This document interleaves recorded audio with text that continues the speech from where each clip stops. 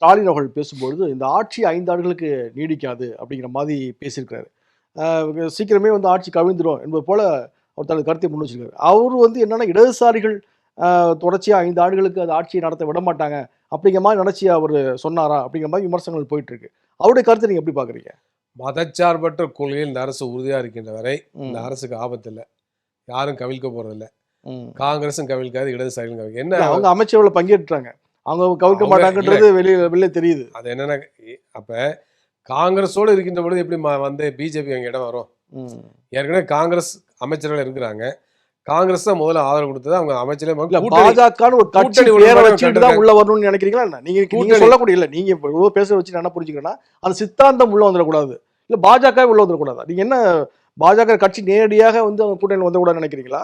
இல்ல சித்தாந்த அடிப்படையில் செயல்பாடு அப்படி அமைஞ்சிடக்கூடாதுன்னு நினைக்கிறீங்களா? செயல்பாட்டில் அமைந்து விடக்கூடாது தான். ஏன்னா என்னன்னாக்க தாவேக்காவை பொறுத்த மட்டும் அது ஒரு கதம்ப மாதிரி இருக்கு. ஏராளமான நபர்கள் பல்வேறு கட்சியில இருந்தாங்க. பிஜேபியில இருந்தவங்க இருக்காங்க, ஆர்எஸ்எஸ்ல இருந்தவங்க இருக்காங்க, திமுகவில் போனவர் இருக்காங்க, அதிமுகவில் போனவர் இருக்காங்க, பல்வேறு கட்சிகள் இருக்காங்க.